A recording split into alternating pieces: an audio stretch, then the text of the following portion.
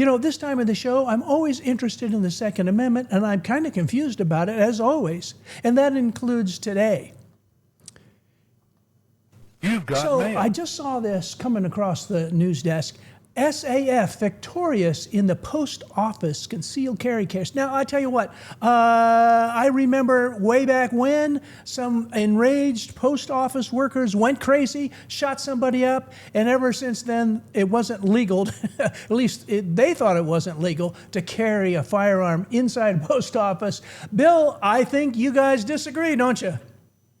We certainly do. And so does the district court. We now have an injunction saying that it is unconstitutional to prevent people from carrying in post offices. Well, yeah. So how did that case get started in the first place? And just exactly how did you prevail in court?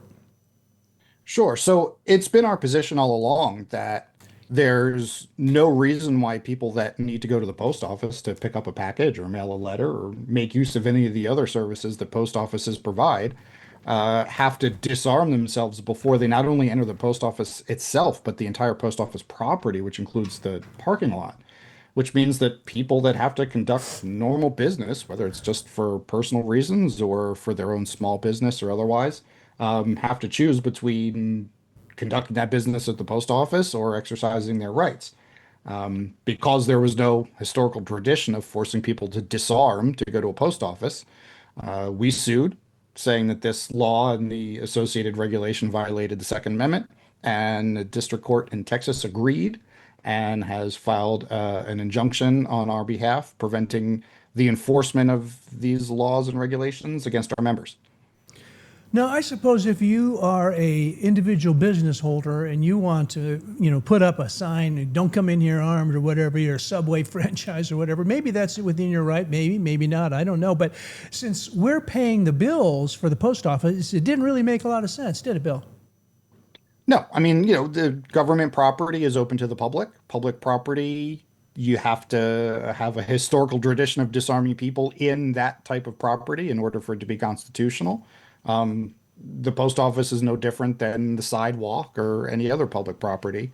The government just has no authority to say that you have to leave your guns at home if you're coming to pick up a package. Now, you guys have some other issues that you're actually filing suit in our behalf. This is in our behalf, right? Yeah, so we've had a really big month here at Second Amendment Foundation. We filed 4 lawsuits within the last 3 weeks. We've had a couple big opinions come down and big nationally noteworthy orders. So it's been a really exciting month, that's for sure.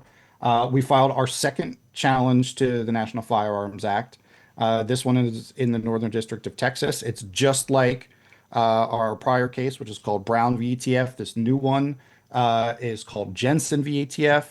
And what we're doing is we're trying to get short barrel firearms and silencers taken off the NFA entirely. Now that the big beautiful bill has reduced the taxes from 200 to 0, there's no constitutional justification for your continued registration and the fingerprinting and all of the other nonsense that goes along with participating in the NFA. There's no constitutional justification for that anymore, and so we're seeking to have those arms taken out of the NFA altogether. So that's a big one that we're really excited about. Now, you might not be able to really answer this, but why do you think Congress, they dropped it down to 0? Why didn't they just get rid of it entirely? What were they thinking? My guess is it was the procedural method that they used. When Congress is doing budget reconciliation bills, they have the power to address taxing and spending issues, but what they're not supposed to do is address substantive policy issues, and that's something that folks can look up. It's called the Byrd Rule. So in that process, what they're supposed to be doing is only addressing taxing and spending issues, but not substantive policy issues. If they were going to do that, they would go through the more standard lawmaking procedure, passing the bill through the Senate and through the House and reconciliation and all of that. So it was my guess, again, I'm not in Congress, thankfully, but not that they would have me. But my feeling is that most likely that lawmakers felt that they were able within this taxing reconciliation process to reduce the tax burden, But if they were going to go so far as to try to remove the items from the NFA altogether, that the parliamentarian would have kicked it out as violating the bird rule. That's us kind of reading the tea leaves a little bit. Now, what about the other 3 cases you said? That's just this month, and the month isn't even half over. Go ahead. Yeah, that's just this month. So yesterday we filed a Fourth Amendment case called Harrington v. Crawford. This is a case out of New Hampshire. This was a young man who was 18 years old, high school senior. He made it known amongst his friends that he was a lawful gun owner, and that sometimes he kept his gun with him in his truck when he was off of school property, just going about his daily affairs, completely lawfully under New Hampshire state law and federal law. It's a constitutional carry state up there.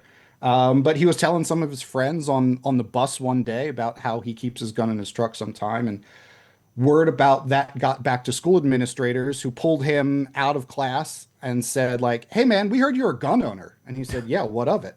And they said, "We're going to search your stuff right now." And he said, "No, you're not." And they said, "Oh yeah, we are. Watch, we're going to do it." And they did. They subjected him to a search with no other evidence or belief other than the fact that he's a gun owner generally. And our position is that that search violated his Fourth Amendment rights. And so we're going after them. We think it's a good case, and we think we're on strong legal footing with that one. Hey, well, Bill, I tell you what, we're going to have to leave it there and talk about those other 2 cases. We'll have you back on in a couple of weeks. The thing I like about it is if you join the Second Amendment Foundation as a member, you get protection before anybody else does. So how people learn more about and support the Second Amendment Foundation? Sure. So we are, I think, everywhere that you can be digitally. The easiest place to find us is, of course, on our website, saf.org. From there, you can see all the different ways that you can join and support. Of course, the best way to get the full panoply of the perks that you get is to be a member. You will get to take advantage of injunctions like the one that we saw in the post office case, which applies to our members.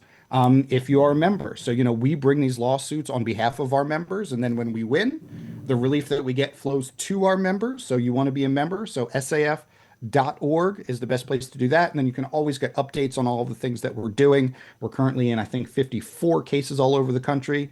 Instagram, X, Facebook, all of them. That's where we are. Just search Second Amendment Foundation. Hey, most excellent, Bill. We'll be back again with you in a couple of weeks to learn the rest of the story. And by then, who knows what else you guys will be doing. We sure appreciate what you're doing on our behalf and contributing your work to save this great country of ours. Thank you so much. Thank you, Chris. Always great to be here.